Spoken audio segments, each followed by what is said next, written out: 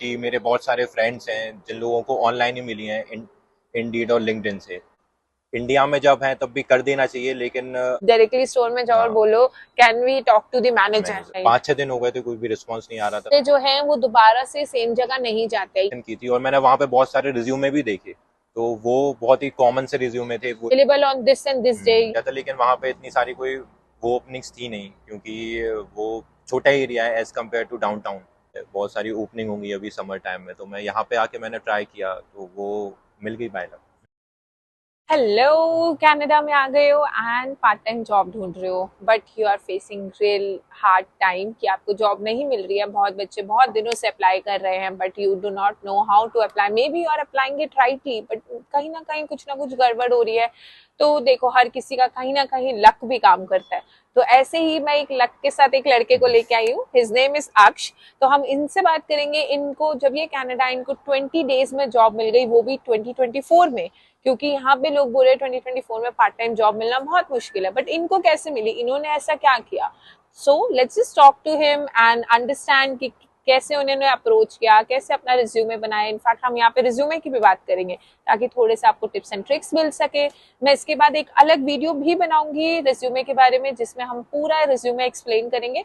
But for the time being हम यहाँ पे समझेंगे for part time job specially इन्होंने क्या डिफरेंस किया, या उन्होंने कैसे अपनी अवेलेबिलिटीज एंड स्किल्स मेंशन करी कि इनको जॉब मिल गई, या इनको वॉक इन से मिली, या फिर इनको जो है ऑनलाइन मिली। तो ये सारे क्वेश्चंस आज हम एड्रेस करेंगे। Welcome back to my channel, stay tuned till end and do not forget to subscribe. Thank you. So let's just start. Hi Aksh, कैसे हो आप? जस्ट फाइन, यू से। एकदम बढ़िया। तो जैसे आप जो है स्टडी परमिट पे आए हो यहाँ पे हाँ, कनाडा, कब ये आए स्टडी आप? परमिट पे आया हूँ और यूसीडब्ल्यू में मेरा एडमिशन है, एमबीए ओके, में। अच्छा, आप यूसीडब्ल्यू में एमबीए करने आए हो। All right. तो आपको मेरे बारे में कैसे पता चला? आपका बस मैसेज आया यूट्यूब मेरे से, पास यूट्यूब से। इंस्टा पे ओके, मैं आपको पहले से फॉलो करता था और वीडियोस भी देखी थी आपकी पहले। अच्छा, ओके ओके।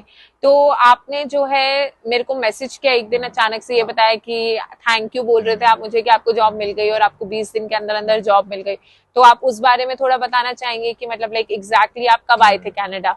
मैं मिड मार्च में आया था, ऑल राइट, 19 मार्च को यहाँ पे लैंड हो गया 19 था। हाँ, मार्च को। ओके, तो आपको जॉब कब मिली?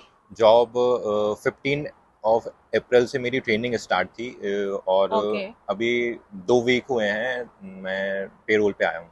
अच्छा, मतलब पहले आपकी जो हाँ, ट्रेनिंग थी वो हाँ, आपकी फ्री थी, हाँ, मतलब ट्रेनिंग वो फ्री अनपेड थी। थी, पेड नहीं थी। अच्छा, ओके। तो जब आपने जॉब ढूंढना स्टार्ट किया था तो आपने, जैसे आप 19th को आए, हाँ, ठीक है, तो 19 से आपने स्टार्ट कब किया जॉब ढूंढना? 20 से, 19 से, नहीं या नहीं वो इंडिया मैंने में भी आप अप्लाई कर रहे नहीं नहीं थे? वो मैंने किया था 25 से, यही आने के बाद मैंने वो अप्लाई करना चालू किया था, क्योंकि पहले तो बीसीआईडी वगैरह इन सब चीज़ों में टाइम निकल जाता है 1 वीक शुरू, और ओके, अ, घर भी फाइंड करना रहता है, तो उसकी हाँ वजह से। जी। अच्छा, ओके ओके।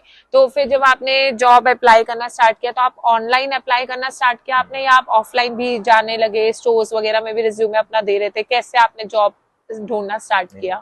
पहले तो वो इतना टाइम मिल नहीं रहा था, तो मैंने वो ऑनलाइन ही किया, इंडीड वगैरह पे, लिंक्डइन पे, लेकिन वहाँ से कुछ रिस्पॉन्स नहीं आया। मैंने नियरली अबाउट 200-300 जॉब की ओके अप्लाई, लेकिन वहाँ से कोई रिस्पॉन्स नहीं आया। तो फिर ओके। मैंने सोचा कि क्या करूँ, फिर मैंने आपको मैसेज किया। हम्म। तो फिर वो उसके बाद मैंने ऑफलाइन भी वॉक इन किया, 5-6 दिन ही किया था, लेकिन जल्दी मिल गई थी। 5-6 मैंने 30 और 40 वो स्टोर्स में जाके दिया होगा वॉक इन में, तो आई फिर उसके बाद रिमेम्बर मिल गई आपका थी। मैसेज ये आया था कि आप इतने दिन से अप्लाई कर हम्म, रहे हो, 20 दिन से, बट आपका जॉब नहीं लग पा रहा। हम्म, तो फिर जब आपने अप्लाई, मैंने आपको बोला आप ऑफलाइन जाके अप्लाई करो, तो उससे पहले आप ऑफलाइन नहीं अप्लाई कर रहे थे, आप नहीं, सिर्फ ऑनलाइन ही कर रहे थे? ओके, तो ऑनलाइन आप इंडीड से अप्लाई कर रहे थे? हाँ, तो अब जैसे अगर कुछ बच्चे बोलते हैं कि मैम हम यहाँ पे आने से पहले ही स्टार्ट कर लें, तो व्हाट वुड यू रिकमेंड? क्या बच्चों को कनाडा आने से पहले ही जॉब से अप्लाई करना स्टार्ट कर देना चाहिए? Is it worth it? नहीं मतलब आपको क्या लगता है? कर सकते हैं, लेकिन बाय लक भी रहता है थोड़ा, क्योंकि मेरे बहुत सारे फ्रेंड्स हैं जिन लोगों को ऑनलाइन ही मिली हैं इंडीड और लिंक्डइन से, लेकिन मुझे ऑनलाइन बिल्कुल भी कोई भी रिस्पॉन्स नहीं आ रहा था, तो मुझे वॉक इन में ही मिली। तो ओके, इंडिया में जब है तब भी कर देना चाहिए, लेकिन वो इतना कोई काम नहीं करता। नहीं नहीं, बिल्कुल आप सही बोल रहे हो। तो जैसे कि आपने ऑफलाइन अप्लाई करना स्टार्ट करा, तो आपने, अभी आपको जॉब मिल गई थी, हाँ, आपने मुश्किल से कितने रिज्यूमे अपने बांटे होंगे? मैंने You 15 can be 16 honest. 15 16 बस. हाँ. ओके ठीक है. तो 15-16 रिज्यूमे आपने बांटे, तो आपको क्या रिस्पॉन्स आ रहा था जब आप स्टोर में जा रहे थे? क्योंकि ना एक चीज बहुत कॉमन है, हर कोई यहाँ पे बोलते हैं कि आप डायरेक्टली स्टोर में जाओ और हाँ. बोलो can we talk to the manager. Manager. तो आपने भी यही अप्रोच अपनाई थी या आपने किसी और तरीके से एंटर किया पहले था स्टोर में? शुरू में तो मैंने वो एसोसिएट से ही जाके बात की थी, लेकिन फिर मैंने सोचा कि ये लोग मेरा रिज्यूमे पहुंचा नहीं रहे हैं मैनेजर तक, तो फिर मैंने जाके मैनेजर से भी बात की, लेकिन वहां से कोई रिस्पॉन्स नहीं आया. ऑलराइट. 5-6 दिन हो गए थे, कोई भी रिस्पॉन्स नहीं आ रहा था, तो फिर ओके. लेकिन मैं कंटिन्यू तो करता आपको जो गया. जॉब मिली वहां उस स्टोर में आपने स्पेशली जाके कैसे अप्रोच किया? पहले तो वहां पे मैनेजर था नहीं, मैनेजर मुझे मिला नेक्स्ट डे, तो फिर मैंने नेक्स्ट डे जाके मैनेजर से बात की, तो उन लोगों को मैं पसंद आया, तो उन लोगों ने बोला कि ठीक है आप ओके. कल से ट्रेनिंग पे आ जाओ, और वो इंटरव्यू वगैरह भी हुआ था. ओके ठीक है. तो अब जैसे आपने बोला कि पहले दिन मैनेजर नहीं मिला तो आप नेक्स्ट डे दोबारा सेम जगह पे गए. हाँ. तो यहाँ पे देखो पॉइंट नोट करने वाला है कि बच्चे जो हैं वो दोबारा से सेम जगह नहीं जाते. ये चीज मैंने पहले भी बोली है कि फॉलो अप करना बहुत जरूरी होता है. मैं खुद, मुझे जहाँ जॉब मिली मैं अभी तक वही कर रही हूँ पार्ट टाइम, तो वहां पे जो है मैं कम से कम 3 चक्कर लगाए. ठीक है, मुझे यही बोला गया कल आएंगे, जो कंसर्न पर्सन है कल आएंगे, बट मैं बार बार गई वहां पूछा. ऐसा नहीं है मैं एक ही बार गई और मैं बोलूँ कि भाई मैंने तो यहाँ पे पूछ लिया मेरा डन हो गया. बच्चे यहाँ पे हार खाते हैं. अब इन्होंने देखो, अगर इन्होंने फर्स्ट टाइम गए इनको मैनेजर नहीं मिला तो ये बोल सकते थे कि हाँ मैनेजर नहीं मिला, बात खत्म. जहाँ मैनेजर ने नो बोल दिया बात अलग है, राइट. बट जहाँ पे आपको मैनेजर ही नहीं मिला वहां पे देयर इज अ होप. आप नेक्स्ट डे दोबारा जाओ, आप डिफरेंट टाइम पे जाओ, राइट. आप अलग अलग टाइम पे गए थे नेक्स्ट डे जब आप हाँ. गए थे डिफरेंट टाइम पे मैंने गए पूछ थे? लिया था कल मुझे ओके. मैनेजर कब मिलेंगे, तो वो उन्होंने बोला कि 7 AM से 12 PM तक मिलेंगे, तो मैं 8 AM ही पहुंच गया था वहां पे. अच्छा, सुबह 8 बजे हाँ. पहुंच गए थे. So that's nice. तो फिर वहां पे आपने सेकंड डे मैनेजर से बात हाँ. करी. तो जो आपका रिज्यूमे था, रिज्यूमे पे आपने अपनी अवेलेबिलिटी कहाँ मेंशन करी वो थी? मैंने सबसे ऊपर मेंशन की थी, और मैंने वहां पे बहुत सारे रिज्यूमे भी देखे, तो वो बहुत ही कॉमन से रिज्यूमे थे, वो एटीएस फ्रेंडली भी नहीं थे बिल्कुल, और वो मतलब कुछ भी कॉमन सेंस नहीं बन रहा था उन रिज्यूमे का. ओके. तो तो ये भी एक आपका जो फैक्टर है कि वो रिज्यूमे लोगों को था नहीं मिलती. उसमें आपने सबसे ऊपर अपनी अवेलेबिलिटी हाँ. मेंशन करी थी, मतलब सबसे ऊपर कैसे? अपनी पहले बेसिक डिटेल्स डाली थी फिर नहीं नहीं, अवेलेबिलिटी? मैंने वो इंट्रोडक्शन लिखा था छोटा सा 2-3 लाइन का, और फिर ओके. उसके बाद मैंने ये डाली थी, एबिलिटी हाँ डाल जी. के, हाँ, फिर उसके बाद एजुकेशन नहीं, वर्क एक्स लिखा था, फिर उसके बाद एजुकेशन और.